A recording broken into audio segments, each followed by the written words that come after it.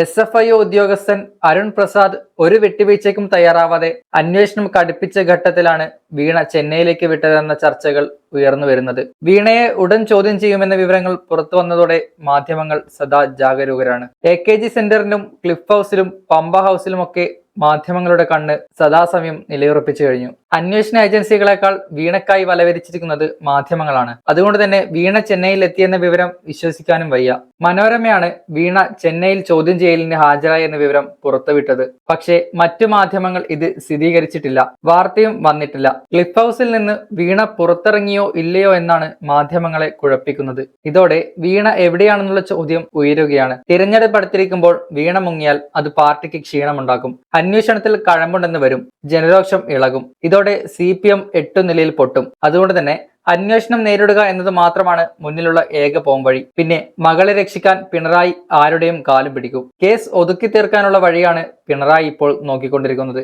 വീണ ചെന്നൈയിൽ ചോദ്യം ചെയ്യലിന് പോയോ ഇല്ലയോ, ഇതിന്റെ നിജസ്ഥിതി അന്വേഷിക്കുകയാണ് മാധ്യമങ്ങൾ ഇപ്പോൾ ചെയ്യുന്നത്. സീരിയസ് ഫ്രോഡ് ഇൻവെസ്റ്റിഗേഷൻ ചെന്നൈ ഓഫീസിൽ അഭിഭാഷകനൊപ്പം വീണ എത്തിയെന്ന പ്രചരണത്തെ തുടർന്ന് അവിടെ എത്തിയ മാധ്യമങ്ങൾക്ക് നിരാശ മാത്രമാണ് ഉണ്ടായത്. ഇക്കാര്യത്തിൽ SFIOയും വിശദീകരണം നൽകിയില്ല. വീണ എത്തിയെന്ന് തമിഴ്നാട് രഹസ്യാന്വേഷണ വിഭാഗം സ്ഥിരീകരിച്ചെങ്കിലും ഓഫീസിന് മുന്നിൽ കാത്തുനിന്ന മാധ്യമപ്രവർത്തകർക്ക് വീണയെ കാണാനായില്ലെന്ന് മനോരമ റിപ്പോർട്ട് ചെയ്യുന്നു. അന്വേഷണം റദ്ദാക്കണമെന്ന ആവശ്യം കർണാടക ഹൈക്കോടതി തള്ളിയതിനാൽ മൊഴി നൽകാൻ എത്തിയതെന്നാണ് സൂചന.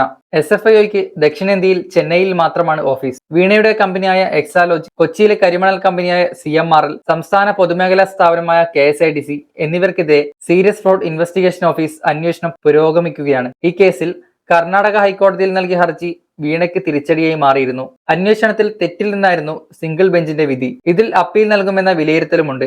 ഇതിനിടെയാണ് വീണ ചെന്നൈയിലെ ഓഫീസിൽ എത്തിയതെന്ന് മനോരമ റിപ്പോർട്ട് ചെയ്യുന്നത്. കേസ് അന്വേഷിക്കുന്ന അരുൺ പ്രസാദ് എന്ന ഉദ്യോഗസ്ഥന് മുന്നിൽ മൊഴി നൽകാൻ എത്തിയതെന്നാണ് മനോരമ പറയുന്നത്. തിങ്കളാഴ്ച രാവിലെ 9 മണിക്ക് അഭിഭാഷകനൊപ്പമാണ് വീണ എത്തിയതെന്നും വിശദീകരിക്കുന്നു. അതീവ രഹസ്യമായിട്ടായിരുന്നു യാത്രയെന്നും റിപ്പോർട്ടിൽ പറയുന്നു. എന്നാൽ മുഖ്യമന്ത്രി പിണറായി വിജയനുമായി ബന്ധപ്പെട്ട ആരും ഇത് സ്ഥിരീകരിക്കുന്നില്ല. വീണയോ ഭർത്താവായ മുഹമ്മദ് റിയാസോ ഇതിൽ പ്രതികരിച്ചിട്ടുമില്ല.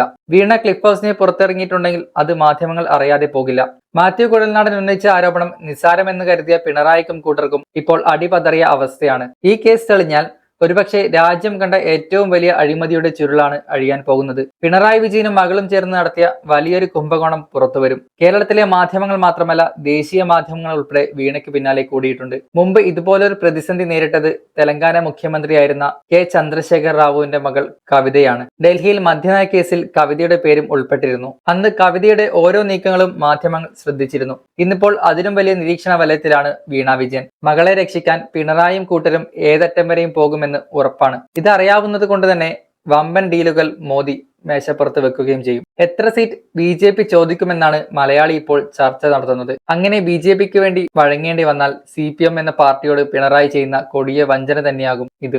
വീണയേക്കാൾ വലുതല്ല മുഖ്യന് പാർട്ടി. അതുകൊണ്ട് തന്നെ ആരെ ചതിക്കാനും പിണറായി ഈ ഘട്ടത്തിൽ തയ്യാറാകും. അങ്ങനെ നോക്കുമ്പോൾ കുലംകുത്തി പിണറായി തന്നെ. ചില ഡീലുകൾക്ക് പിണറായി ഇപ്പോഴേ തയ്യാറായി എന്ന തരത്തിലും വാർത്തകൾ വരുന്നുണ്ട്. അദാനിക്ക് വേണ്ടി പിണറായി പല വിട്ടുവീഴ്ചകളും തയ്യാറായി എന്നാണ് ഇപ്പോഴത്തെ ആരോപണം. വിഴിഞ്ഞം തുറമുഖ നിർമ്മാണവുമായി ബന്ധപ്പെട്ട് നിലനിന്നിരുന്ന ആർബിട്രേഷൻ നിലപാടുകളിൽ അദാനിക്ക് പൂർണ്ണമായും കീഴ്പ്പെട്ട് പിണറായി സർക്കാർ. അദാനിക്കെതിരെ ദേശവ്യാപക പ്രതിഷേധം നടത്തുന്നവരാണ് CPM. പ്രധാനമന്ത്രി നരേന്ദ്രമോദിയുടെ സുഹൃത്ത് എന്ന് വിളിച്ച് അദാനിയെ കളിയാക്കുന്ന പാർട്ടി. ആ പാർട്ടിയുടെ സർക്കാരാണ് അദാനിക്ക് മുമ്പിൽ വഴങ്ങുന്നത്. അദാനി കമ്പനിക്ക് നിർമ്മാണ കാലാവധി മാത്രമല്ല, തുറമുഖം കൈവശം വെക്കാനുള്ള കാലാവധിയും സർക്കാർ നീട്ടി നൽകിയെന്നാണ് മറ്റൊരു റിപ്പോർട്ട്. 2055 മാറേണ്ട തുറമുഖം ഇനി 2060 കൈമാറിയാൽ മതിയാകും. മന്ത്രിസഭാ തീരുമാനത്തിന്റെ വാർത്താക്കുറിപ്പിൽ നിന്ന് ഈ സുപ്രധാന വിവരം ഒഴിവാക്കിയിരുന്നെങ്കിലും മന്ത്രിസഭാ തീരുമാനം ഉത്തരവായി ഇറങ്ങിയപ്പോൾ ഇടം പിടിച്ചുവെന്നാണ് വസ്തുത.